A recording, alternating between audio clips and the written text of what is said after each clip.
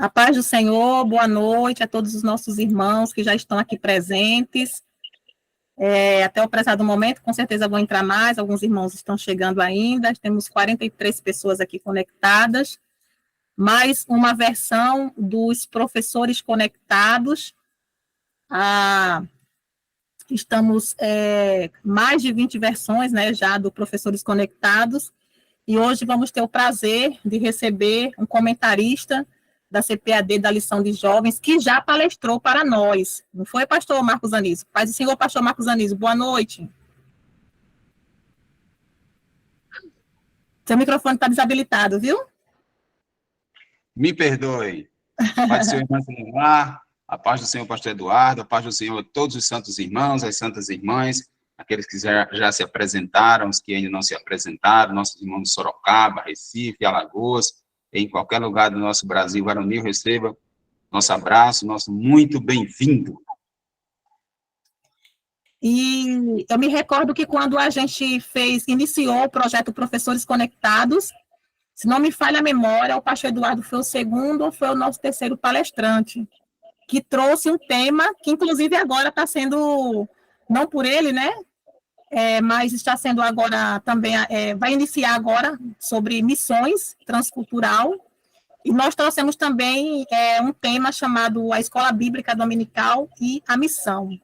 Então, na ocasião, o pastor Eduardo palestrou para nós, né?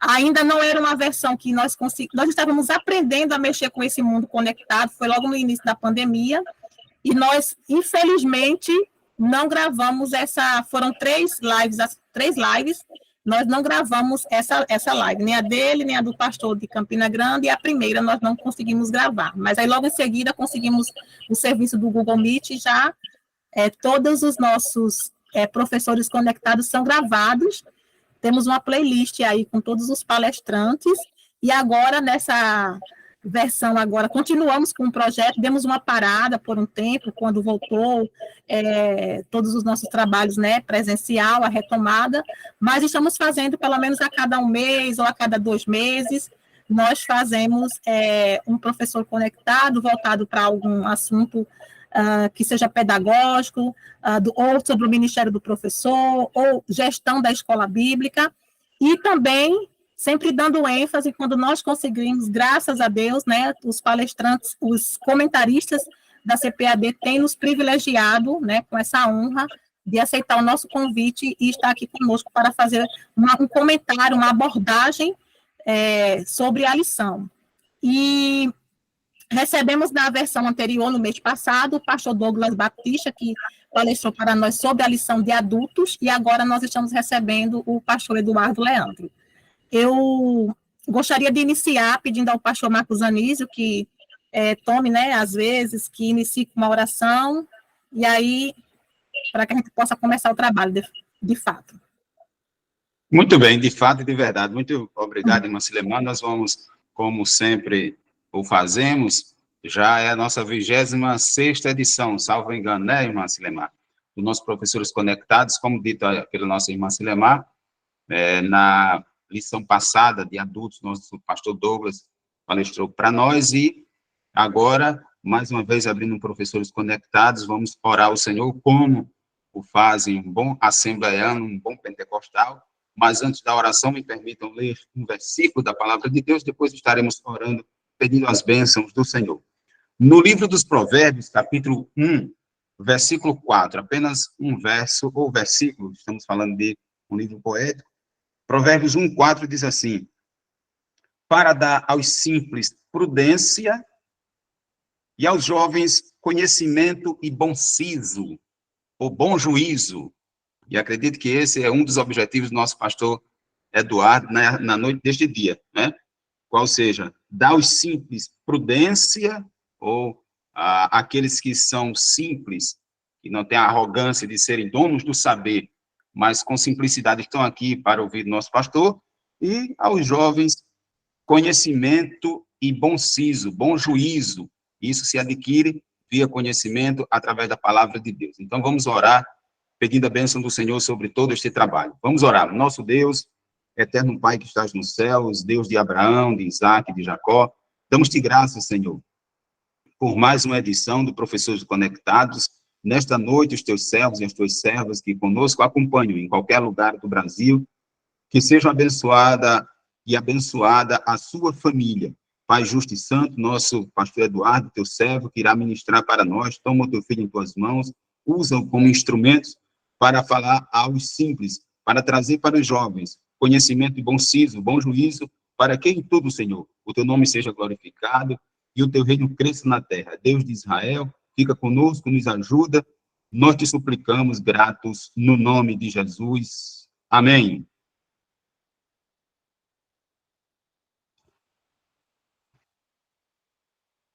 Pronto, irmão Silemar. Feita a nossa parte, né? Agora a palavra está aí com a senhora para fazer conforme o bom andamento, né? Que a senhora tem a programação.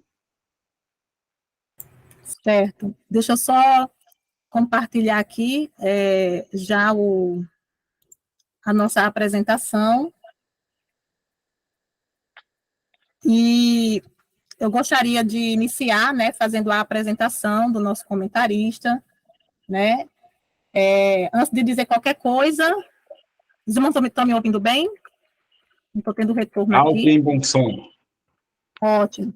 Antes de qualquer coisa, antes de fazer qualquer apresentação, o irmão Jonas colocou um comentário aí logo no iniciozinho, quando a gente está aqui conversando, 7h30 em ponto, e ele falou, nosso professor. Então, antes de qualquer coisa, pastor Eduardo Leandro, conheci desde 2014, 2015, nosso professor, e ele é doutor e mestre em teologia, pós-graduado em gestão e educação e coordenação pedagógica, também estudos teológicos, possui graduação em teologia, né? Tinha sido sua primeira graduação, e é professor, foi professor, né? É professor da pós-graduação em teologia, professor também da pós-graduação da Faculdade Cristã de Curitiba, diretor do CADESC, né, que é da Assembleia de Deus aqui, que organiza, né, e administra a escola infantil, primeiro e segundo fundamental, também possui 2 projetos sociais, também desde 2004, né, ele é secretário executivo de missões e é atualmente, né, pastor da Assembleia de Deus em Rio Tinto. Não sei se faltou alguma coisa, faltou pastor Eduardo? Me ajude, mulher, precisa nem ler isso não. Se abaixar a patente, aumenta o salário. Mas todos os nossos comentaristas a gente apresenta, né? Qual é o currículo dele, tá certo? E agora eu gostaria de passar a palavra para o senhor, tá certo? Se faltou complementar alguma coisa aí o senhor fica à vontade, tá certo? Meus irmãos, a paz do Senhor a todos, irmão Marcos Anísio, irmã Silemar, demais professores, e que a bênção do Senhor permaneça sobre todos. É uma alegria, uma honra poder estar compartilhando com os irmãos nesta noite. Professora Raquel, demais irmãos que estão aí, tem bastante gente na tela, não vou citar todos, senão vou tomar muito tempo, mas minha saudação a todos, um abraço a todos, feliz em estar com os irmãos aqui, nesse momento que o Senhor nos presenteia com a produção de uma revista de escola dominical de jovens. Um tema bastante necessário. Essa revista, na verdade, ela foi pronta no ano passado. Quando eu aprontei, ela estava ainda dirigindo o Valentina 1. E ela foi entregue à CPD no dia 15 de dezembro do ano passado. Então, a gente tem um trimestre bastante interessante. Na verdade, a proposta da CPD era que eu escrevesse um trimestre sobre Salmos. E eu já estava na 8ª lição de Salmos, quando eles me ligaram, pediram para parar a produção e escrever do último trimestre sobre apologética.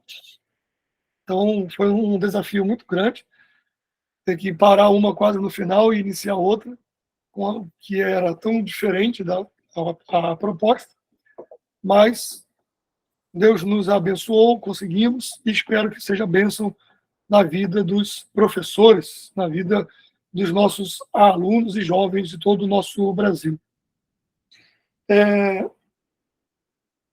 Bem, Esta lição, esse trimestre, como eu já falei, ele é um trimestre sobre apologética, sobre a defesa da fé, e a lição tem o título de A Prova da Vossa Fé, vencendo a incredulidade para uma vida bem-sucedida. Esse é o título do nosso trimestre, né? Isso. Esse é o título do nosso trimestre. Esse trimestre, assim, de jovens e de adultos, todas as lições têm algumas características, porque elas são 14 lições. São 14 lições, que geralmente são 13, né? Esse trimestre são 14, e as duas últimas lições, elas são totalmente complementares. E até elas são um pouquinho menor, até porque a primeira lição, a 13ª lição, vai acontecer no dia 24 de dezembro, e a 14ª lição no dia 31 de dezembro. Então, são duas datas que automaticamente as igrejas geralmente têm alguma alteração de horários e de atividades, então essas lições também são um pouco menores, mas elas se complementam a 13ª e a 14ª lição. Bom, então, ela é uma lição, é um trimestre sobre apologética, porém, ela tem uma perspectiva devocional, uma perspectiva de ter uma aplicação bem prática para a vida. Aí já de início, eu não estou fazendo marketing de venda, mas assim, essa é muito importante que o professor de jovens e de adultos também, obviamente, ele tem o que a CPD chama de kit do professor, que é a revista, que é o livro de apoio e que é o ensinador cristão, porque ele vai trazer informações sobre o trimestre. E nenhuma lição, e nenhum trimestre como esse, sobre lições com algumas complexidades, como o texto que trata sobre ciência e fé, nós vamos falar de cada uma delas de forma resumida. Se Deus é o criador do mal, se não é, como crer em Deus num mundo com tanto sofrimento? E essas discussões, elas são necessárias, porém elas são muito complexas, né? Elas são muito complexas. Existem muitas. É uma discussão muito filosófica. Algumas coisas ela vai dialogar com a antropologia. Outra lição vai dialogar com questões de literatura, de linguística. Então, no livro de apoio do professor, a lição ela é mais ampliada, tá? Ela é mais discutida. Os assuntos são trazidos com mais clareza. E cada lição ela apresenta uma aplicação prática no livro. Então, cada capítulo do livro, são 14, ele apresenta a parte teórica e ele vai apresentar uma aplicação prática. Por exemplo, quando eu falo sobre fé para crer em Deus, eu vou falar sobre o teísmo, vou falar sobre o panenteísmo, vou falar sobre o panteísmo, sobre o deísmo, e essa ampliação não é feita na lição. Por exemplo, a lição, por ela ter uma quantidade de caracteres menor, ela apresenta apenas um caminho de discussão. Então, é importante que o professor tenha essa informação, que possivelmente os seus alunos vão ter. Se não todos, alguns vão ter. Então, é importante que você tenha essas informações a partir do livro. A gente tentou, quando eu gravei as aulas na Casa Publicadora, eu tentei fazer com que as aulas abordassem um pouco mais o conteúdo do livro, que em poucos casos difere da lição, difere no sentido de complemento, né? Mas quem lê o livro e lê a lição vai perceber, por exemplo, sobre profecia, fé para crer que Deus fala por profecia, e inicialmente essa lição tinha um título de profecia não são contos de fadas. Então você vai perceber que o livro começa explicando o que são contos de fadas e por que a profecia não é conto de fadas. Então é importante que você adquira o livro. Quem é de João Pessoa, a gente tem um livro disponível. No sábado a gente vai estar fazendo o lançamento aqui na igreja de Rio Tinto. Então quem for de perto quiser chegar aqui, é bem-vindo.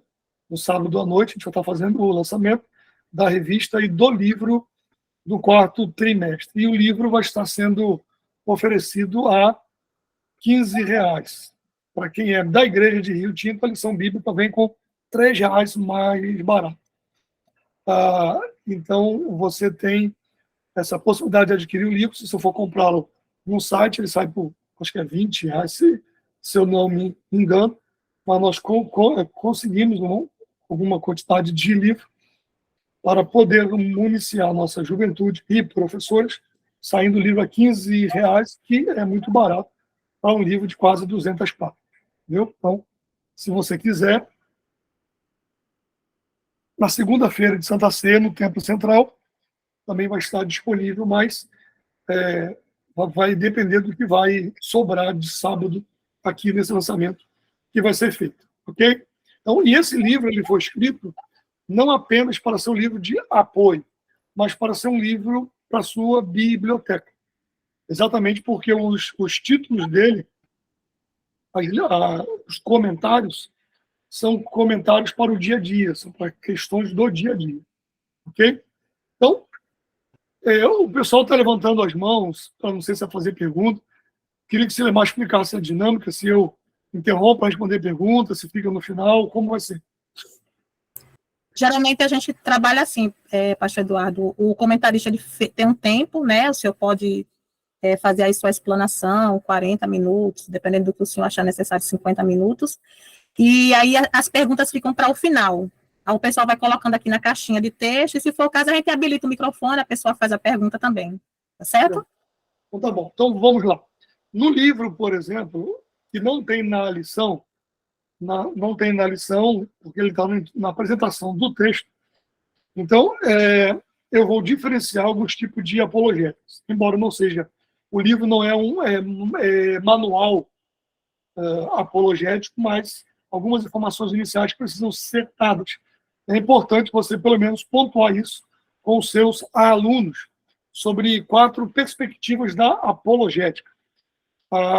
Existe a apologética clássica, evidencialista, reformada e a fideísta. Eu vi que o irmão Goretti aí botou o texto de Isaías, né? E eu vou, no livro, esse texto é muito abordado no capítulo que fala sobre a questão do mal. É a lição de número 8. Então, fé para crer que Deus não criou o mal.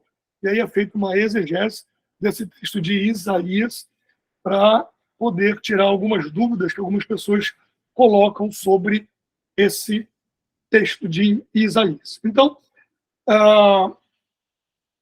acho que o Silemar preparou um slide aí, Silemar. Se você quiser deixar o slide na tela, fique à vontade. A partir da primeira lição, a nossa primeira lição é o ponto de partida de uma vida com Deus. Essa é a primeira lição. Vou fazer um resumo geral, tá? Essa é a nossa primeira lição. Por que ela é a primeira lição? Ela tem como base lançar os alicerces para as demais lições. Então, todas as lições, com exceção das 2 últimas, elas são divididas em 3 pontos principais. Então, fé é o ponto de partida de uma vida com Deus. Aí ela vem como a fé salvífica, a fé e a vida, fé como dom e fruto do Espírito. Então, às vezes, as pessoas confundem uma certa discussão e confundindo o que é fé como a fé salvífica, o que é essa fé salvífica. A gente aborda a questão da graça preveniente, da fé no Cristo, no Salvador. Eu vou falar da exclusividade da salvação, do exclusivismo que existe na pessoa de Cristo, a fé como dom, ou a fé como fruto. Então, a lição ela aborda isso como base, obviamente. Hebreus, no capítulo 11, versículo 1, 3 e 6. Ora, a fé é o firme fundamento das coisas que se esperam e a prova das coisas que não se veem. Então, nós vamos iniciar a lição fazendo algumas diferenciações, que você também precisa fazer isso ao seu aluno. Você precisa diferenciar crença de fé. Então, na lição e no livro, a gente apresenta essa diferenciação, né? Crença é o assentimento ao testemunho, ao passo que a fé é o mesmo assentimento ao testemunho, acompanhado de confiança. Então, o escritor aos Hebreus, quando ele diz que a fé é o firme fundamento das coisas que se esperam e a prova das coisas que se não veem, essa é a única abordagem, digamos assim, de uma definição teórica sobre a fé. É a forma que é definida de forma mais clara, teoricamente, a fé.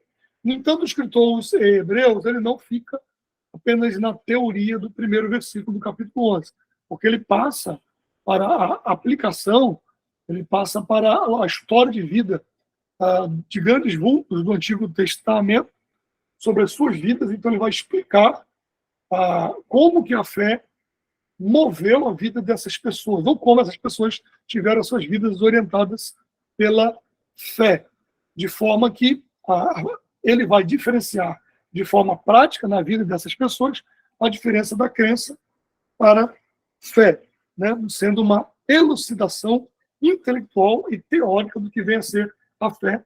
Hebreus, no capítulo 11, a partir do primeiro versículo. E aí a gente vai diferenciar a fé salvífica, né? A gente vai falar sobre os substantivos no grego que são apresentados como fé, e vai desenvolver mais de 240 vezes no Novo Testamento, e vai mostrar que a fé salvífica ela é exatamente a pregação do Evangelho que produz a salvação, porque sem fé é impossível agradar a Deus, e é o Espírito Santo que faz esta fé desenvolver-se em nós para a salvação. Então, pregação ou evangelho, que já seria uma contradição, evangelho que não chama a salvação, ele não consegue, ele não parte do princípio de uma fé salvífica no Cristo, Filho de Deus. Então a gente vai apresentar a fé e a vida, no sentido que a fé não é antagônica ao conhecimento, a fé surge do testemunho, que é autenticado por Deus, e nela os sinais também desempenham um testemunho, e por sua vez também são autenticados por Deus. Então, a gente já trata nessa primeira lição, é importante que você trate isso com o seu aluno, que a fé não é antagônica ao conhecimento.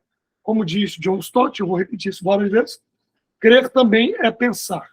Então você não... E vou falar isso quando tem uma lição que vai falar sobre ciência e fé, e elas não precisam ser excludentes. E você não precisa cometer suicídio intelectual para ter fé. Então a ideia desta lição, desse trimestre, também tratar com jovens, é que a chamada de Deus à fé não é uma chamada à ignorância. Não é uma chamada a abrir mão da racionalidade. Né?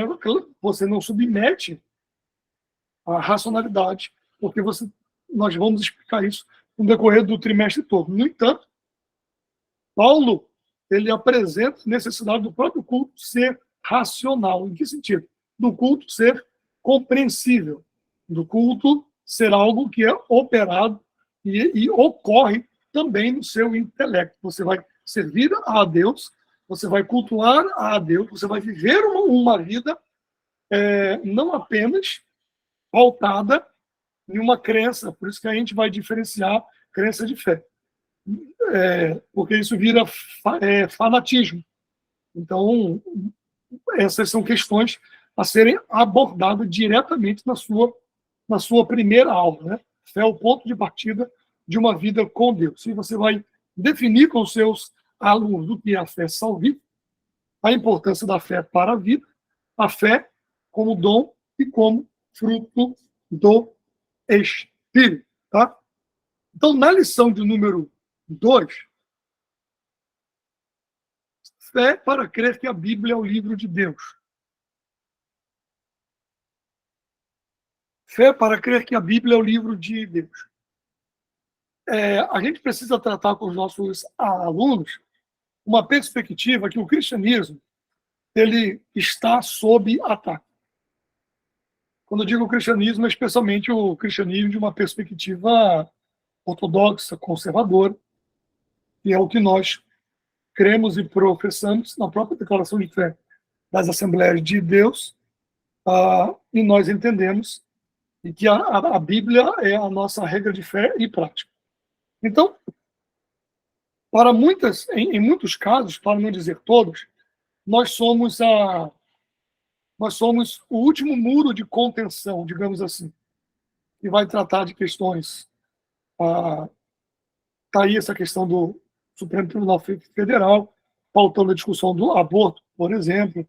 Está o voto, para nós cristãos, né, ridículo da ministra, tratando o aborto como uma decisão exclusivamente social, exclusivamente que é decidida pela mulher que está carregando o feto. Então, assim, uma declaração horrorosa.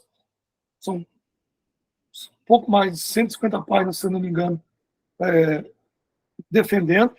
E na verdade, as pessoas botam, às vezes, o próprio vídeo do pastor Douglas, na audiência pública do STF, que ela conduziu essa audiência pública. Mas, na verdade, isso tudo é um jogo de cena, né? Na verdade, isso é só para cumprir o rito, protocolo, mas a compreensão já está tomada na cabeça dessas pessoas.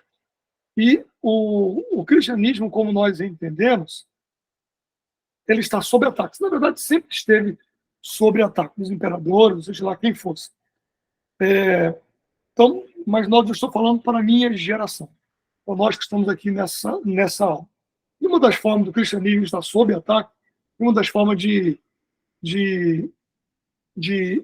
definir ou de alterar a moral está exatamente em alterar a compreensão que as pessoas têm da fé cristã. Então, só é possível alterar essa compreensão da fé cristã se você alterar na mente das pessoas, no intelecto das pessoas, a compreensão que ela tem das Escrituras. Então, por isso que essa lição é importante, ela já é a segunda lição. Essa primeira é sobre Deus, fé para você crer em Deus. Quem é esse Deus? Quais são os tipos de fé? A lição número 2, ela trata sobre a Bíblia, sobre a centralidade da Bíblia. Fé para crer que a Bíblia é o livro de Deus. Então, ela é dividida em 3 pontos. A Bíblia é inerrante, palavra de Deus, um livro inspirado pelo Espírito Santo e a atualidade da Bíblia. Então, alguns teólogos, tive professores nessa linha, e muitos formadores de opinião, milhões de seguidores em rede social, muitos que a nossa juventude segue, professores universitários, etc. O trabalho deles é desfazer um desconstrucionismo da Bíblia como palavra de Deus inspirada. Tenho visto algumas lives, tem alguns livros dessas pessoas, de gente importante que vai tratar a Bíblia como um livro puramente humano. Então você tem dois extremos aí, né? Tem aqueles que no afã de querer defender a Bíblia a todo custo, ele acaba caindo no afã de defender a moral que o texto bíblico apresenta, acaba se tornando um moralista, porque não consegue expor eticamente ou embasar filosoficamente os seus argumentos, e acaba negando também a origem humana da Bíblia. Né? Antes de dizer que a Bíblia é a palavra de Deus, nós vamos ter uma lição também para mostrar da natureza humana de Cristo, que Cristo tinha uma natureza humana e divina. Então, na ânsia de tentar botar a Bíblia na cabeça das pessoas como a palavra inerrante de Deus, elas negam subjetivamente, às vezes, a própria questão humana no texto bíblico. E outros, para tirar da cabeça das pessoas a Bíblia como regra de fé e prática, supervalorizam a atividade humana e cultural e botam à margem ou em segundo, ou terceiro, ou quarto plano, a questão da inspiração. Então, nessa lição de número 2, a gente vai tratar sobre como chegou a Bíblia até nós, Antigo e Novo Testamento, como que ela chega até nós, por que ela é inerrante, infalível, o que é a inspiração, um livro inspirado. A gente vai perguntar o que é inspiração, né? O significado da palavra, o sopro de Deus, o que é inspiração verbal e plenária. Nós vamos tratar sobre isso e você, professor, tem que ter a condição de explicar isso, de conhecer isso academicamente e explicar isso para os seus alunos de forma prática, né? E explicar para eles o quanto da Bíblia é inspirada, se parte delas é inspirada ou se toda ela é inspirada e o que isso significa. Eu até cito que eu tenho não é que eu tenho um problema, mas eu não aconselho muito as Bíblias com as palavras de Jesus em letra vermelha. Por quê? Porque ela induz a um erro. Qual o erro que ela induz? Ela induz ao erro de achar que partes da Bíblia são mais importantes do que outras. Não, isso aqui Jesus falou. Essa aqui não foi Jesus que falou. Não.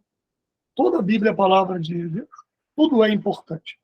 Então, às vezes, essas Bíblias com letras, a palavra de Jesus em letras vermelhas, às vezes leva ao erro de que as pessoas acharam que partes da Bíblia é mais importante do que outra. E, na verdade, não o é. Então, eu vou falar sobre a atualidade da Bíblia também no texto.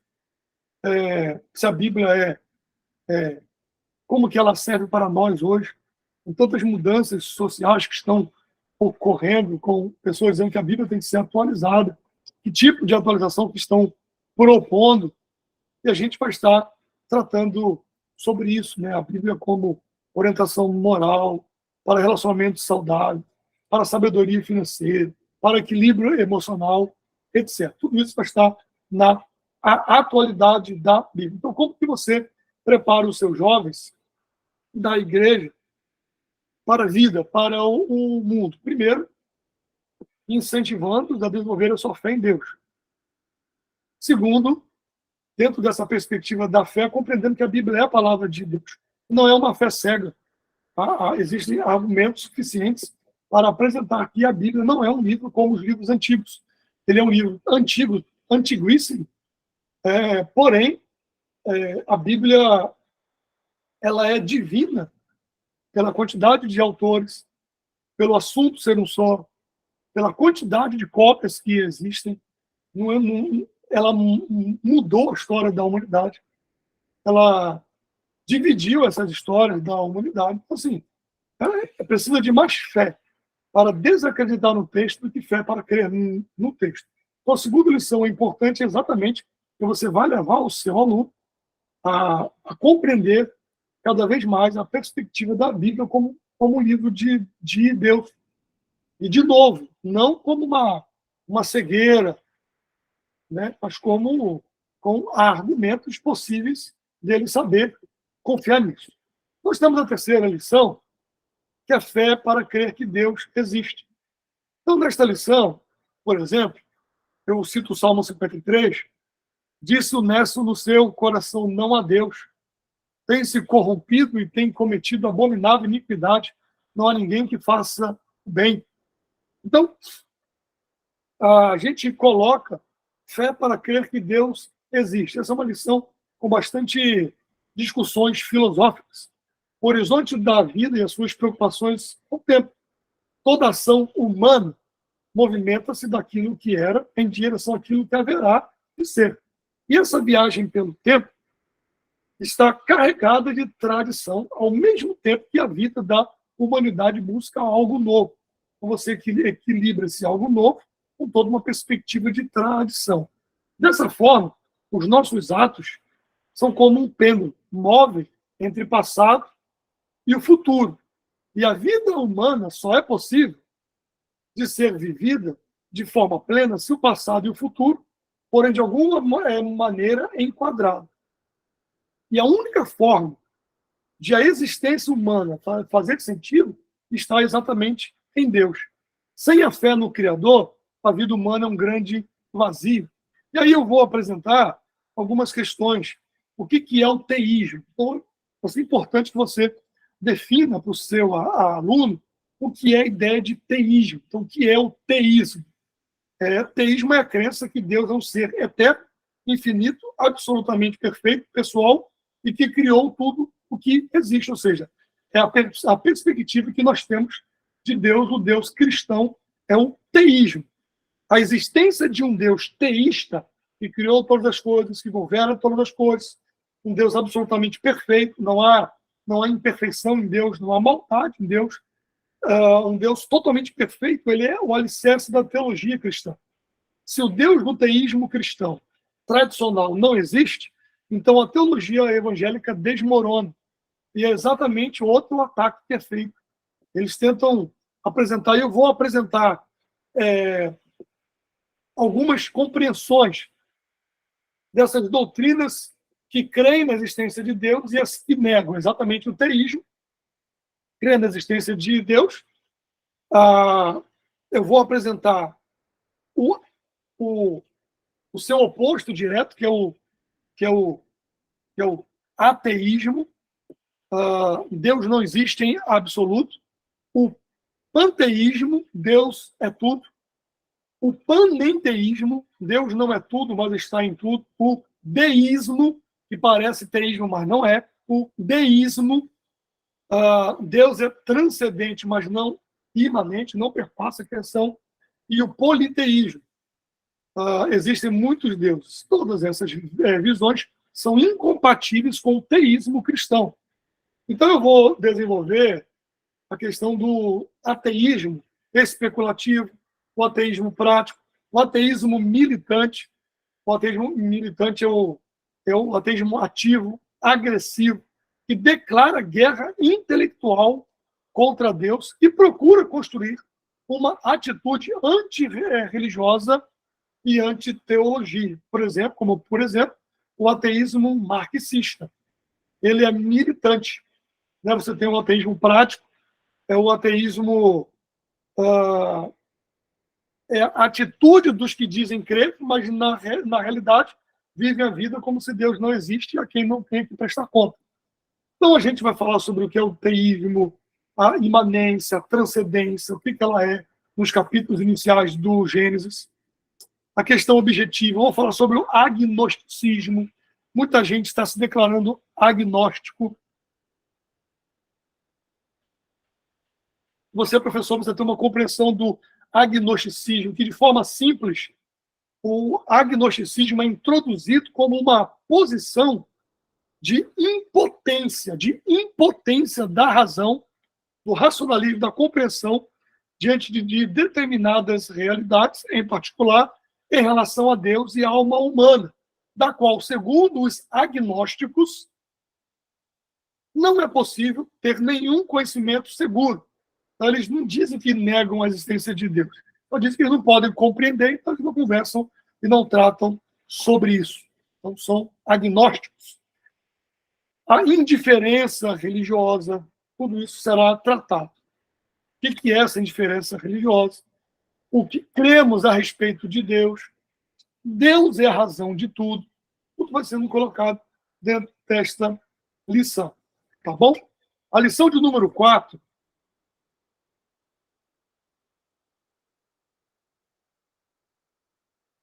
A fé cristã e o conhecimento científico. O objetivo desta lição é tentar trazer um equilíbrio na cabeça de alguns. Porque em muitos círculos de discussão é comum ouvir que o avanço da ciência, especialmente as áreas ligadas à astronomia, geologia, biologia e etc., tem causado danos irreparáveis, quase que irreparáveis, para a reivindicação da Bíblia como palavra de Deus, regra de fé e prática, inerrante, inspirada e suficiente. Mas essa lição propõe mostrar a possibilidade da compreensão de que ciência e fé não são inimigas. E é certo que os cientistas descobriram as leis da natureza. E há pessoas que dizem que essas descobertas das leis da natureza expulsasse Deus do mundo e impedisse a sua ação no mundo. caso Deus existisse na visão dos ateístas.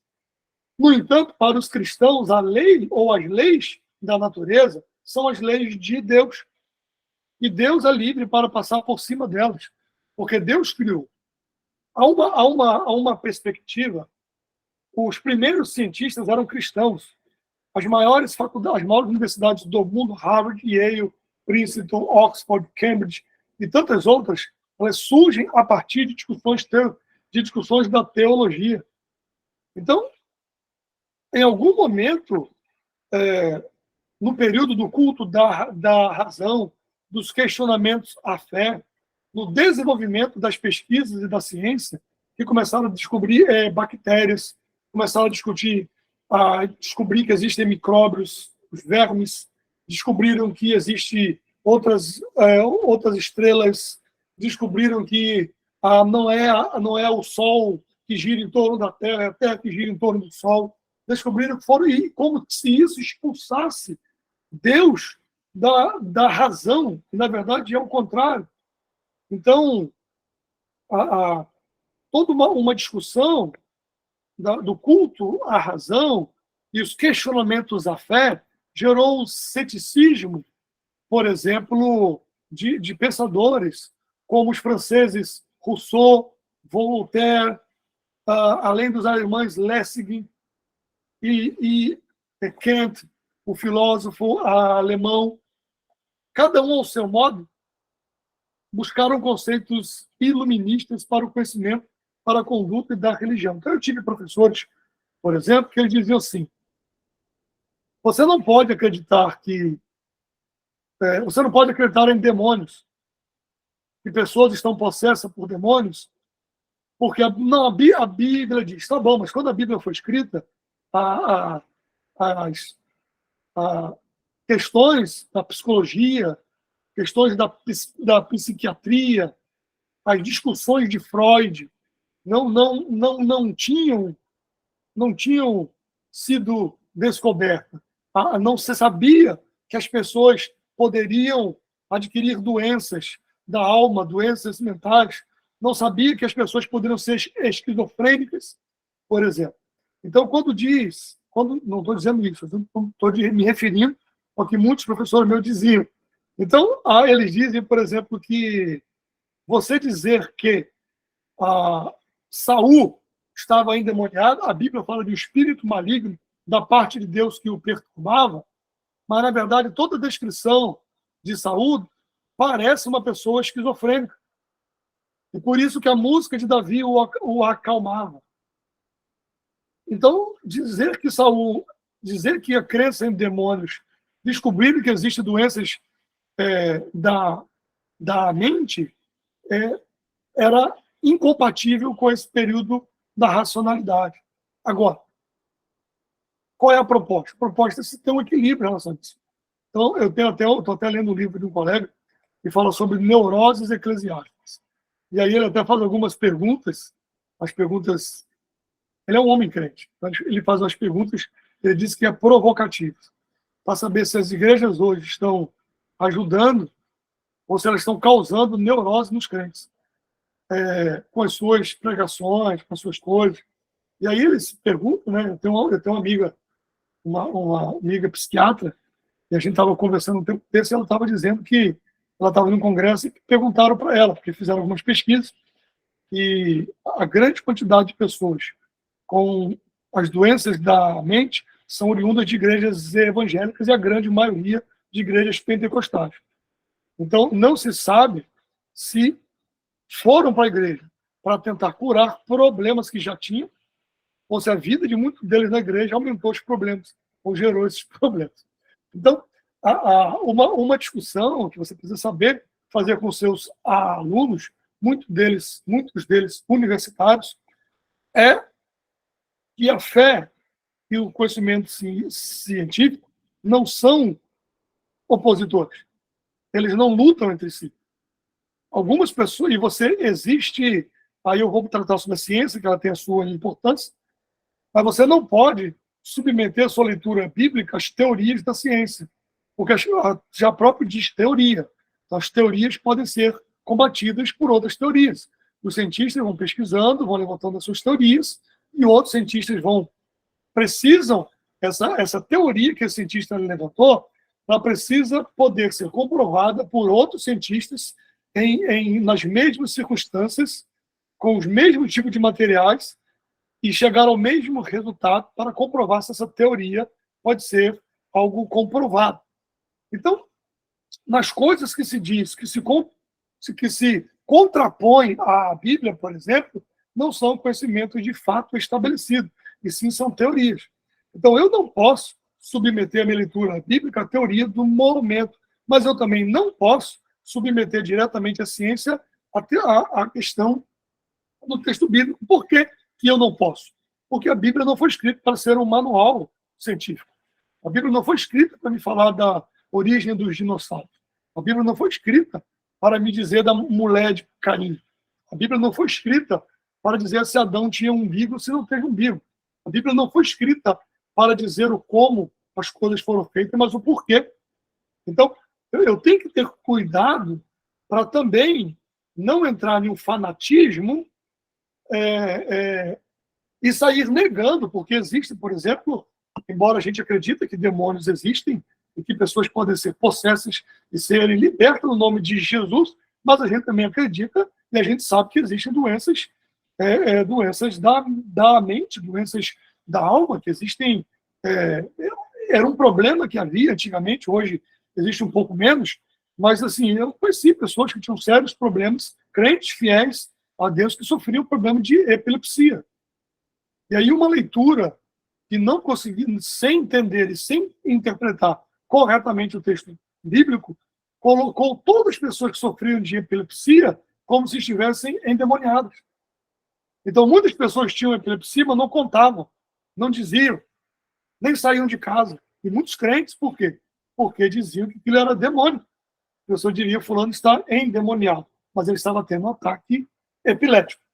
E não, porque Jesus expulsou, mas existem questões que vão ser observadas em relação a isso. Então, essa lição de número 4 é para tentar levar, dizer que a ciência também tem as suas limitações, ela tem a sua importância, mas também tem a sua limitação, que a ciência e a fé não são para viver em pé de guerra.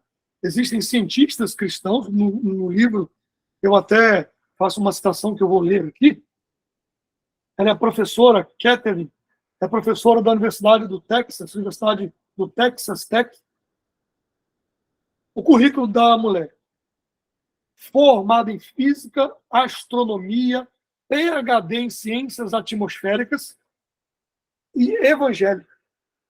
E ela enviou um texto à revista popular, uma das revistas mais famosas, a Science, dizendo o seguinte, textos literais de Catherine. E ela diz assim: eu sou uma cientista. Eu tenho uma licenciatura em física e um doutorado em ciências atmosféricas. Eu estudo as mudanças climáticas. O meu trabalho baseia-se em evidências científicas, observações, princípios físicos, experiências e modelos. Eu também sou cristã. Eu acredito que o universo existe por causa de alguém maior do que nós, que, como a Bíblia nos diz, o fez começar. Vejo a ciência e a fé como dois lados da mesma moeda. Cada um deles nos fornece algo que não se pode obter a partir de outro. E quando discordam, geralmente é porque estamos interpretando um ou o outro de maneira restritiva demais.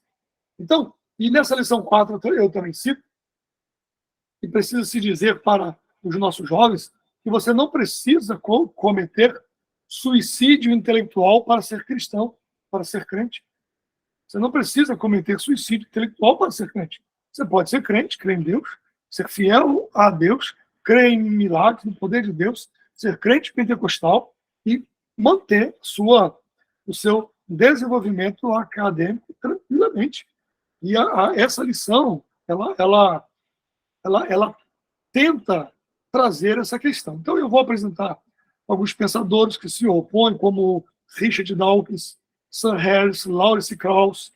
Vou apresentar sobre pensadores que defendem a convivência entre ciência e fé, como Francis Collins, Alistair McGrath, John Polkinghorne, John Lennox e outros.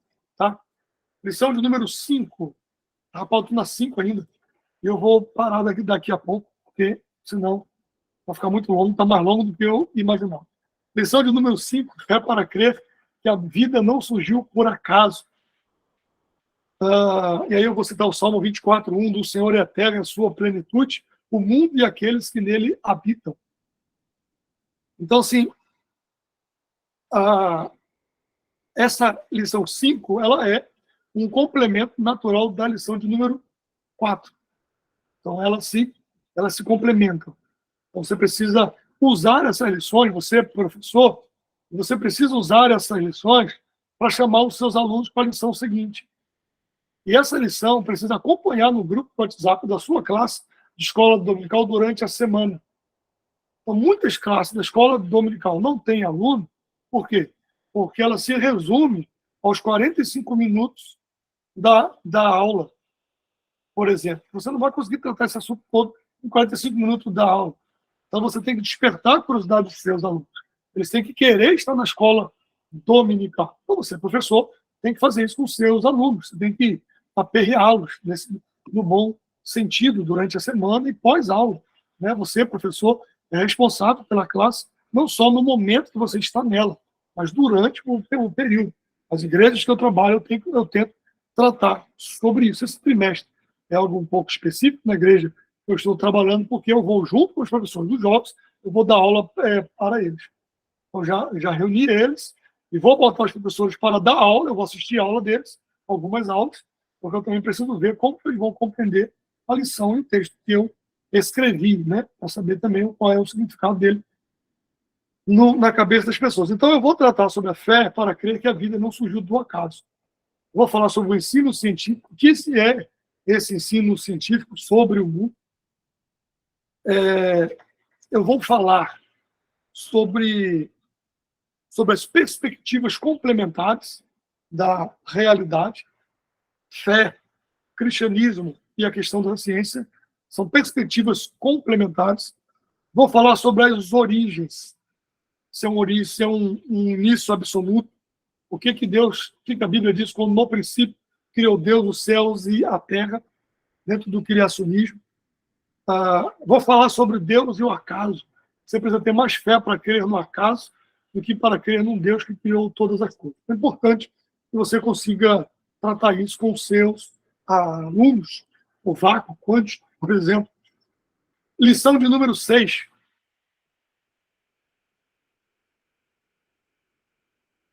Fé para crer na natureza humana e divina de Jesus. De novo, a lição 4 e 5 elas vão se fechar, vão complementar, e nós voltamos com uma questão também mais teológica, que é a natureza humana e divina de Jesus.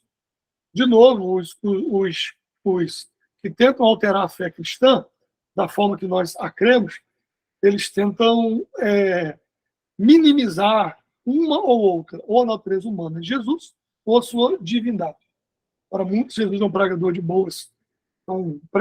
boas palavras, de bonitas palavras, um coach, um pregador motivacional, e outros, Jesus era um beato, e as suas palavras não têm sentido para nós hoje. Então a gente vai falar sobre a singularidade de Jesus, o que significa isso, por que Jesus é o único, eu sou o caminho, a verdade e a vida. As evidências que Jesus possuía atributos divinos, ou Jesus foi um grande lunático, ou ele foi Deus encarnado. Não tem como ser os dois. Porque ele disse, eu sou o caminho, a verdade. Quem tem sede, vem a mim e beba. Vinde a mim, todos vós que estáis cansados e oprimidos. Jesus faz reivindicações da divindade, da forma que Deus se revelou no Antigo Testamento. Eu vou falar sobre o texto de Filipenses, sobre a teoria da kenosis. Jesus esvaziou-se de si mesmo. Filipenses, no capítulo 2, 5 e 7. O que é isso? O que quer dizer um esvaziou-se a si mesmo? Né? Então, a gente vai falar sobre a identidade de Jesus, sobre a salvação, sobre a autoridade de Jesus, sobre a esperança da vida eterna. Então, a lição de número 6 é uma lição que também precisa ser muito tratada de forma com os seus alunos, porque isso tem a ver com a revelação de Deus. Deus se revelou a partir de Cristo. É uma revelação específica de Deus. Então, há uma sociedade pluralista que diz que Deus se revelou em Jesus para os cristãos, mas ele se revelou de outras formas para pessoas de outras fés. E existem discussões claras hoje no país. E eu tenho um post de um governo estadual, de outro estado, não da Paraíba, no dia de combate à intolerância religiosa, e eles fizeram alguns posts para rede social, e está lá claramente, um deles dizer que Jesus Cristo é o único caminho para o céu é intolerância religiosa. Porque quando você diz que Jesus é o único caminho, você está condenando todos os outros a irem para o inferno. Você está negando toda e qualquer fé das pessoas para se chegarem a Deus. Então, isso é um ataque frontal ao Evangelho, como nós entendemos do Evangelho, das boas novas de salvação.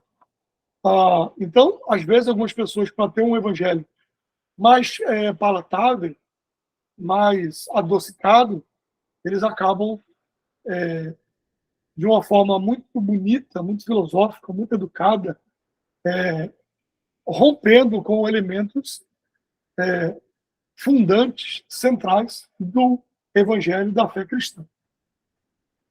Na lição de número 7, fé para crer que Deus fala por meio da profecia. Então, nesta lição, a gente vai tratar sobre os profetas do Antigo Testamento, que, embora, inclusive, a lição de Jonas vai dar uma ênfase no texto de Números, que vai falar quando é tirado o espírito que estava sobre Moisés, distribuído nos outros 70, a lição vai dar um foco nessa perspectiva, que eu também trato no livro. Porém, uma coisa interessante que você tratar com seus alunos é que no povo hebreu existem referências a profecias e profetas desde o Gênesis. Desde o Gênesis existe isso. Porém, o profetismo como movimento profético, ele tem o seu início em Samuel. E ele segue ininterruptamente por mais ou menos 750 anos, dividido em dois períodos mais ou menos próximos, que são os profetas de ação. Quem são os profetas de ação? Aqueles que não deixaram livros escritos, pelo menos não que a gente tenha conhecimento, tais como Elias, Eliseu, seriam os mais conhecidos deles. E depois você tem os profetas escritores, divididos entre os maiores e menores, não pela importância, mas sim pelo tamanho das suas obras, daquilo que foi escrito. Até porque eles usavam rolos, né? Então, os profetas menores cabiam todos em um rolo, em alguns manuscritos mais antigos. Então, você precisa tratar com eles o que é a compreensão da profecia no Antigo Testamento. O que é o ministério do profeta? E que esse ministério o profetismo, ele não existe no Novo Testamento. Ele termina em João. Mas existe o dom da profecia, o ministério profético no Novo Testamento. Você percebe que os profetas, depois o ministério profético. Então, quem tem a responsabilidade do profeta do Antigo Testamento é a igreja. A igreja tem uma mensagem profética. Ela acusa o pecado, ela defende o direito dos oprimidos, ela defende o culto ao único Deus verdadeiro, e assim sucessivamente. Você vai ver essas divisões de forma muito clara. E você tem a profecia no Novo Testamento. Você tem o dom de profecia no Novo Testamento que ele é apresentado. Inclusive, no livro eu trato exatamente como diz a declaração de fé da Assembleia de Deus, e que as profecias precisam ser julgadas. E que existem normas bíblicas para o julgamento das profecias, porque está tendo muita profetada. Muita profetada, e muita gente que está se empolgando na pregação e diz, levanta a mão, eu vou profetizar um negócio para você agora. E você, então, está banalizando a questão da profecia e do dom, você está gerando uma geração de pessoas sem temor, negando. O cara está fazendo live. Não estou negando que Deus pode usar alguém na live, não é isso. Eu estou dizendo uma banalização que está havendo. Então, vou falar sobre entender a profecia bíblica, vou falar sobre métodos de interpretar a profecia bíblica do Antigo Testamento, inclusive, sobre a questão da fusão dos horizontes, na perspectiva do texto bíblico, que é um problema quando dizem que é o leitor que dá significado ao texto, porque eu estou tratando do texto bíblico. Então, eu vou tratar sobre a linguagem da profecia, sobre 2 testes a serem aplicados a qualquer declaração profética no Novo Testamento. Então, é uma lição que você pode fazer uma discussão muito interessante com os seus alunos. Bom, lição de número 8, por favor, correndo bastante. Fé para crer que Deus não criou o mal. Então, nós vamos diferenciar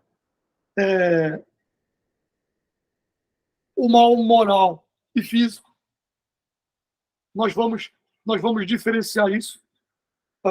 O que é isso? O que é uma das coisas mais difíceis hoje.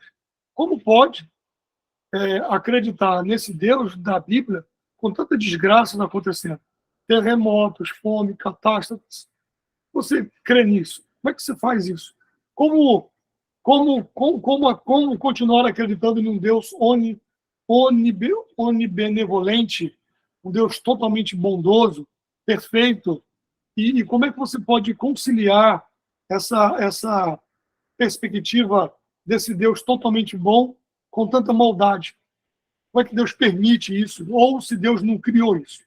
Então, eu vou falar sobre as expressões utilizadas no Antigo e no Novo Testamento para o mal, diferenciando o mal moral, o mal físico. À luz da Bíblia, em um mundo criado e perfeito por Deus, Gênesis capítulo 1, versículo 10, a ação do mal tem o seu início na desobediência ao Criador. Tanto o mal moral, que se refere às escolhas imorais, do livre arbítrio em relação à retidão e justiça de Deus, quanto o físico natural, que se refere aos eventos físicos que são prejudiciais, tais como terremotos, inundações, secas, fome, etc., são consequências da queda e do pecado de Adão e Eva. Então, o mal moral, ele é fruto das escolhas imorais do ser humano. E por que o ser humano faz escolhas imorais? Por causa de uma autodeterminação do ser humano, dos primeiros, Adão e Eva. Uma autodeterminação. Não foi Deus que os levou ao pecado. Não foi o diabo. Não, foi uma autodeterminação deles.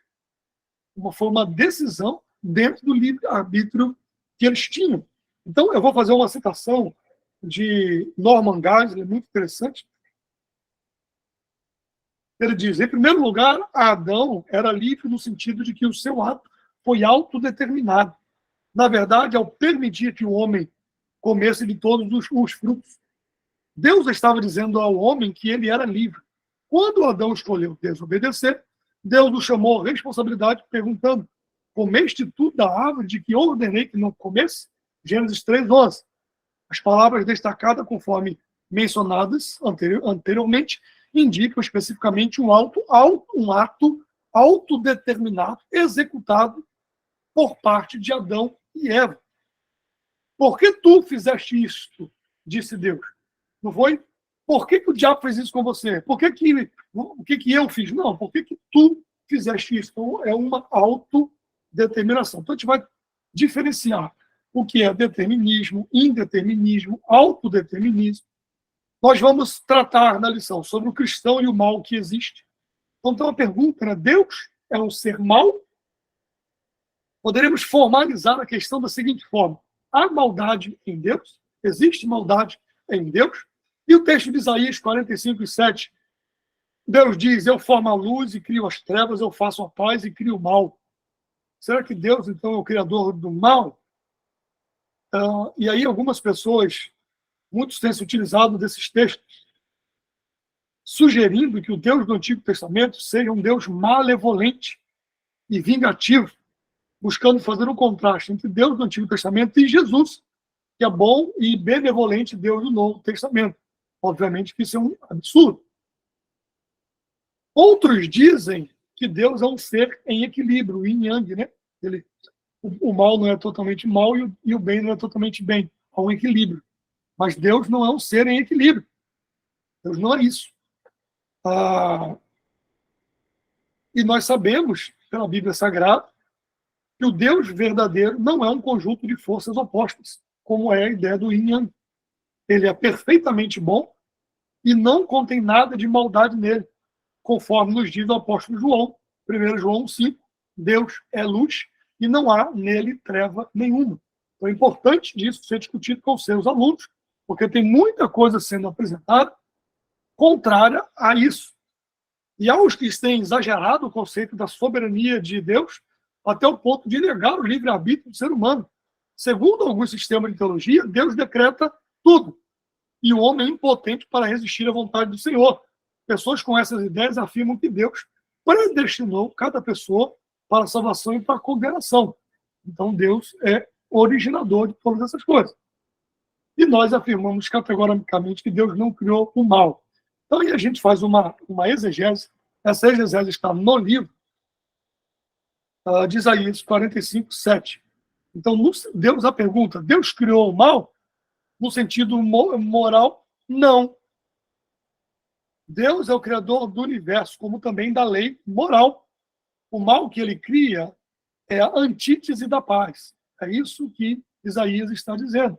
Assim, considerando que o oposto da paz não é o pecado, ou o mal moral, Deus não é o autor do mal moral, fica claro que é o mal físico, que são as consequências das catástrofes, visto que Deus é o soberano sobre todas as coisas. Mas de que se queixa o homem, pergunta a Bíblia? Do próprio pecado. Depois a gente vai tratar sobre o cristão e o sofrimento. Eu já estou falando demais nessa lição 8. Mas é muito interessante. Por quê? Porque a sociedade hoje tira o sofrimento. Mas, mas a ideia de você tratar com seus alunos é que Deus sofreu em Cristo. Então, o sofrimento faz parte da vida. E Deus não nos abandonou o sofrimento. Deus sofreu em Cristo. Então, essa perspectiva de que ninguém pode sofrer, para de sofrer, você não pode envelhecer, você não pode estar doente, isso é uma desgraça. Né? Você pega tudo na igreja, né? E às vezes algumas igrejas identificam isso. Tudo é maldade, tudo é ruindade. Tudo que acontece é ruindade, as pessoas estão viciadas em algumas questões, até por causa das próprias redes sociais também isso está acontecendo. Então é necessário uma clareza muito grande nessas questões. Então, lição de número 9. Fé para crer na salvação eterna. Então, sim, isso também é uma outra questão. Como você tem outras confissões de fé rondando-nos e dominando meios de comunicação, universidades, etc., para muitos, salvação eterna não existe. Só que a salvação eterna está totalmente ou intrinsecamente ligada à esperança cristã. Então, nós vamos tratar sobre teorias ateístas em relação à salvação, as opções seculares, os filósofos estudados, Jean-Paul Sartre, por exemplo, Heidegger, o teólogo, o filósofo alemão, Karl Marx, o que Friedrich Engels falava sobre isso. Então, a gente vai tratar sobre isso. Os salvos e a vida eterna, o conteúdo da experiência cristã, a perspectiva cristã a respeito da morte e da ressurreição, salvação e vida eterna, tudo isso vai estar tratado, pormenorizado também no livro de Atum, tá bom? Lição de número 10. Não acabo, eu só quero gastar mais 5 minutos. Fé para crer que milagres acontecem em um mundo com tanta gente inventando milagre, mentindo. A gente precisa restaurar alguns pilares da fé, incluindo o milagre, né? Então a gente vem tratar o que é o milagre, quais são as objeções feitas ao milagre e a compreensão do milagre, Deus agindo em favor da humanidade.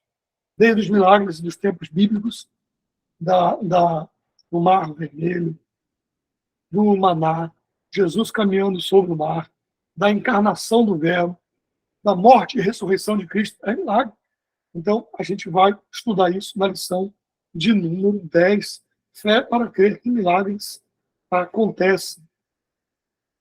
A lição de número 11. Fé para crer que o Espírito Santo é Deus. O Espírito Santo não é uma força cósmica. O Espírito Santo não é uma áurea que a pessoa tem, não. A gente vai ver o trabalho do Espírito Santo nas Escrituras, ele como consolador, o Espírito Santo na revelação e inspiração das Escrituras, ele como advogado, enfim, são questões necessárias de discutir com os nossos jovens. Lição de número 12, fé para crer na ressurreição de Jesus. Exatamente por quê? Porque há teólogos que vão defender que Jesus ressuscita na fé do povo. Lição de número 12. Que Jesus vai ressuscitar na fé do povo, mas não como um fato histórico. E a pessoa, quando não acredita na ressurreição corpórea de Cristo como algo na história, ela vai ter um problema na compreensão do próprio cristianismo, que Paulo diz que se Cristo não ressuscitou, é vã a nossa pregação. Hoje a gente vai tratar sobre as teorias a respeito da ressurreição. Nós vamos ver o que o iluminismo dizia sobre isso.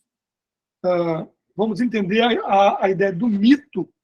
Existem muitos teólogos que falam sobre mito. Estava ouvindo uma live de uma teóloga esses dias, de uma outra editora, que não vou dizer o nome, para dar ibope para eles, mas ela claramente apresentando a necessidade de separar o mito das escrituras.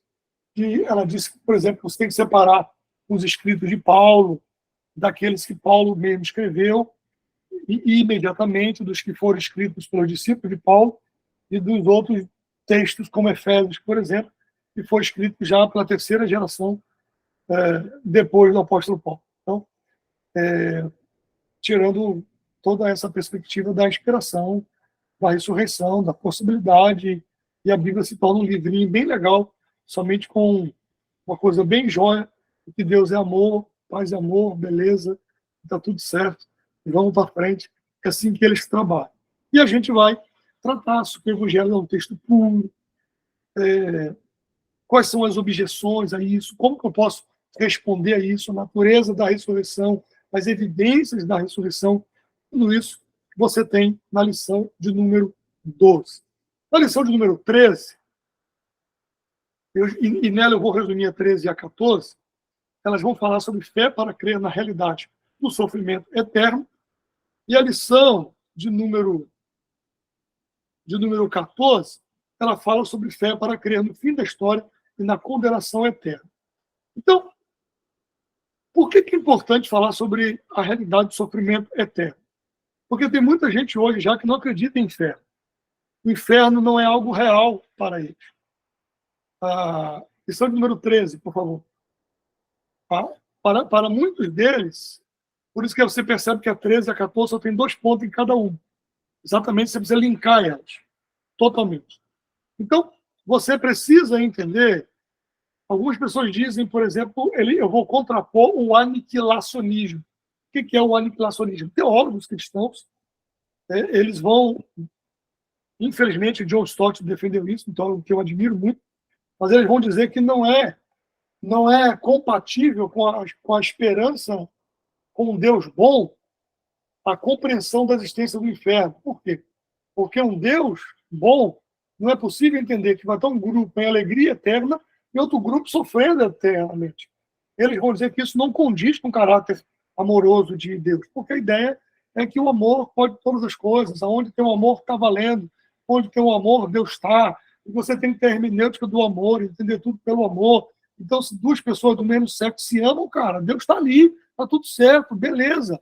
É isso que eles dizem. Então, assim, é uma coisa muito estranha. Então, a gente vai explicar biblicamente o que é a morte eterna. A morte eterna existe. O inferno é um lugar real, que é o juízo divino para os ímpios. Não tem a ver com que Deus é selvagem, que Deus gosta de atrocidade, que Deus é sádico, gosta de infligir sofrimento às pessoas. Não é isso. Isso não é Não é isso. A gente vai ter que tratar isso com os jovens. Quais são os contextos bíblicos sobre isso, sobre o que é a morte eterna, que é o juízo divino para os ímpios, como a justa retribuição de Deus para aqueles que negaram Deus. Não é que Deus quer que você vá para o inferno, mas o ser humano, a sua própria autodeterminação lá. E a lição do número 14, pode abrir lá, Celina? Ela vai apresentar a ideia do fim, que é um fim sobre todas as coisas. A vida não é um fim em si mesmo, né? A vida não é um fim, tem um fim da história. Tá? O que é o Apocalipse nos diz? Ela vai falar sobre a ideia cristã do fim, vai falar a ideia cristã da condenação eterna e a aplicação, fé para crer no fim da história. Esse é um resumo bem longo que eu acabei fazendo, de 14 lições. Não sei quanto tempo eu falei. Falei quanto tempo, Celina? Quase 1 hora, né? Foi, pastor. Foi, mas assim... Eu desculpa aí, viu, irmão? Tenho certeza que todos que estão ouvindo, assim, eu pelo menos fiquei bem atenta aqui, não me distraí. E aproveitei, inclusive, à medida que o senhor foi falando, já corri aqui na minha biblioteca, já fui pegando aqui a declaração de fé, né? Porque como o senhor falou que é uma lição apologética, e eu já fui logo aqui olhando os 14 pontos da nossa declaração de fé. Inclusive, eu quero aproveitar, né? O pastor falou no início sobre o kit do professor. Ele falou sobre o ensinador cristão, o livro de apoio, a revista, e também, principalmente para uma lição como essa, a declaração de fé, que é um desafio, né, pastor Eduardo, para o professor de jovens também converter e colocar na lição também esses pontos também. Eu vou abrir aqui para o pessoal fazer perguntas. Não sei se o senhor quer falar mais alguma coisa, mas eu tenho só não quero, não, eu falei demais. Eu já devia ter encerrado. Já. Eu sei que todas as lições são importantes, né? Eu tenho pelo menos 2 jovens aqui em casa, já comprei aqui a lição delas, estou até usando aqui a lição delas para acompanhar. Vai, assim, fortalecer, né, a fé dos nossos jovens, mas eu queria perguntar para o senhor, né, dessas 14 lições, qual que o senhor gostaria de destacar, não como a lição mais importante, mas como uma lição de destaque, né? E o que o senhor gostaria de deixar para os nossos professores? Professor, não deixe de falar isso para o aluno nesta lição, porque é de suma importância.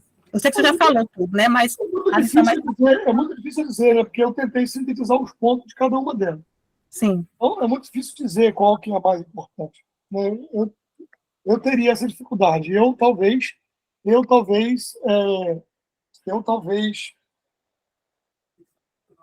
tratar sobre o mal, sobre a existência do mal no mundo. Entendeu? Sim. Eu falaria sobre o mal no mundo, por exemplo. Certo. Eu focaria sobre a questão da Bíblia como palavra de Deus, né? A importância disso. Talvez fossem as 2 que eu mais focasse. Certo. Pronto, então, eu gostaria de abrir aqui, ninguém colocou aqui no chat nenhuma pergunta. Graças a Deus. Muito obrigado. Vamos encerrar a orar, então. Mas eu gostaria de perguntar, de ver se alguém que tem alguma pergunta para fazer, se alguém gostaria de fazer algum comentário. Pastor Marcos Anísio está por aí? Atento. Pronto. Como disse o irmão aqui, eu escrevi, piscou, perdeu, sem piscar. Ninguém piscou não aqui não, viu? Piscou, perdeu. Pronto, então estou devolvendo aqui para o senhor, pastor Marcos Anísio, para o senhor fazer as considerações finais, né? Orar pelo pastor Eduardo, pela vida dele, pela família dele. Mas antes de passar para o senhor, mais uma vez, pastor Eduardo, eu quero agradecer ao senhor pela presteza. Ninguém vai perguntar nada meio, não? Ninguém vai perguntar, irmãos? A minha experiência como professor diz o seguinte: quando não tem pergunta nenhuma, a probabilidade que ninguém entendeu nada. Meu Deus, eu fiz uma pergunta, eu fiz. Bom, enquanto alguém... Opa, irmã Laís, fala aí, irmã Laís Miramar.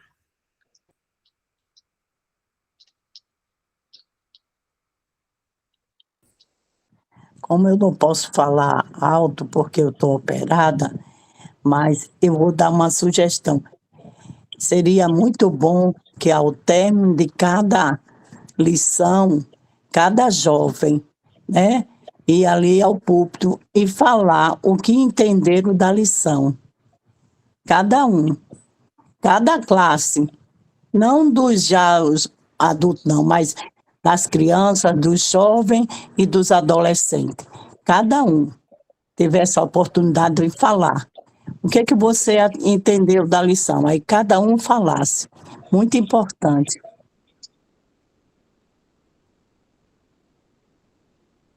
Exatamente. Lá na congregação do Oeste a gente faz isso. Cada jovem ele faz o resumo no final e fala no púlpito. É muito importante. Mais alguém gostaria de falar alguma coisa? Pastor Marcos Anísio? Eis-me aqui. Os agradecimentos. Bom, agradecer a Deus por esta feliz oportunidade, agradecer ao pastor Eduardo Leandro Alves, louvando a Deus pela vida do pastor Eduardo, foi nosso professor ali no curso de teologia, agradecer a todos os santos irmãos, as santas irmãs que estiveram atentos, sem piscar até agora, e não poderia deixar de fazer mais uma leitura, né? Em Provérbios 3:13, que diz: bem-aventurado o homem que acha sabedoria e o homem que adquire o conhecimento. E eu louvo a Deus pela vida do pastor Eduardo, que tem sido um referencial não só aqui na Paraíba, mas para todo o Brasil, a sua simplicidade, a sua disponibilidade, né? E anotei algumas coisas, entre muitas que anotei aqui, as expressões do pastor, quando diz que não é preciso cometer suicídio espiritual para ter fé, ele diz também que é preciso mais fé para desacreditar no texto do que para crer nele. Então, pérolas que a gente anota, várias pérolas, mas não dá tempo para a gente anotar tudo e aqui repetir, mas eu quero agradecer a Deus pela vida do pastor Eduardo Leandro Alves e os amados irmãos. Eu percebi aqui alguém em Detroit, nos Estados Unidos, Belém do Pará, muitos estados. E, pastor Eduardo, esse seu trabalho não é apenas, eu acredito, um livro do trimestre, uma revista do trimestre, mas é uma fonte de consulta para cada um de nós, enquanto aluno de escola dominical, professor de escola dominical, apologeta, ele tem casa para estar na sua biblioteca como uma fonte de consulta. O pastor Eduardo fez um passeio pelo Antigo e Novo Testamento, e especificamente pelas questões atuais, pertinentes, pelas questões odiernas, muito necessárias, não só para professores e os jovens, mas para todo o povo de Deus, de um modo geral. Que o Deus de Israel continue abençoando, pastor Eduardo, e te recompense, que faça cada vez mais prosperar e nos ajudar. Foi-se os dias de Paulo, foi-se os dias dos homens cultos dos dias passados, mas aqui estão homens como o pastor Douglas Batista, como o pastor Eduardo Leandro Alves, levantados por Deus para seguir os mesmos passos daqueles homens do Antigo Testamento. Louvado seja Deus pela vida do nosso pastor. Nossa gratidão a todos e eis-me aqui, irmã Silema, à disposição para o que for necessário, de acordo com a liturgia aí do trabalho. Então, mais uma vez, eu gostaria de agradecer, né, a presteza. Assim que eu pedi ao pastor Eduardo, prontamente ele já olhou a agenda dele, já marcou. Quero agradecer demais, né, essa sua disponibilidade, dizer que para nós é um orgulho, pastor Eduardo, é um orgulho mesmo ter o senhor como comentarista da CPAD. Eu me lembro que quando o senhor me falou, eu fiquei morrendo de alegria. E espero que brevemente tenhamos a felicidade também de o senhor estar escrevendo para a lição de adultos. Não vai demorar muito, receba aí, tá certo? E eu gostaria de pedir para o senhor orar por nós, né? Aliás, vamos pedir ao pastor Marcos Anísio para orar pela sua vida, orar pelo senhor, pela sua família, pela irmã Ângela, pelos seus filhos, sua mãe, toda a sua família e pelo seu ministério, para que o senhor continue lhe abençoando e o senhor continue trazendo para nós, né, todo esse conhecimento e nos abençoando, né, como o irmão Jonas estava falando no início, nos abençoando, tá certo? Por favor, pastor Marcos Anísio. Vamos orar. Bendito Deus, eterno Pai que estás nos céus, te louvamos, te damos graças por estes minutos, Senhor, que tivemos aqui, ouvindo o teu servo. Continua ajudando ele, que ele seja uma fonte que venha a jorrar, não só para a Paraíba, mas para o Brasil, de conhecimento da tua palavra. Deus eterno, queremos te apresentar a família do teu servo, sua esposa, seus filhos. Pai justo e santo, que a tua bênção repouse sobre todos os nossos amados irmãos que nos acompanharam. Nossa gratidão, Senhor, primeiro a ti, nossa gratidão por tudo que tens feito nas nossas vidas. Deus de eterna bondade, dos altos céus, das tuas moradas, e entre os querubins. Ouve nossa oração em forma de gratidão e de petição, porque nós dirigimos a ti esta oração, em nome de Jesus. Amém. Amém. Pastor Eduardo, por favor, nos dá a bênção apostólica. Que a graça de nosso Senhor Jesus Cristo, o grande amor de Deus, nosso Pai, e as doces consolações do Espírito Santo permaneçam sobre todos nós, hoje e para todo sempre. Amém. Deus abençoe. Amém. Muito bom Amém. estar com vocês. Muito Amém. obrigado por tudo. Obrigado pela participação. Qualquer coisa, vá lá no Instagram, lá, comente, pergunte. Se eu puder, eu responder. Deus abençoe.